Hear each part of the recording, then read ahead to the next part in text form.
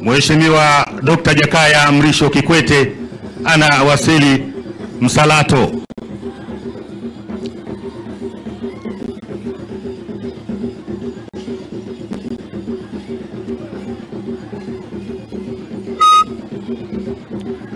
Vile vile namuona Dr. Adesina, Rais wa Benki ya Maendeleo ya Afrika, na yeye anawasili. Rais wa Benki ya Maendeleo ya Afrika Dr. Adesina anawasili naye hivi sasa. Ama kwa hakika inapendeza kweli kweli.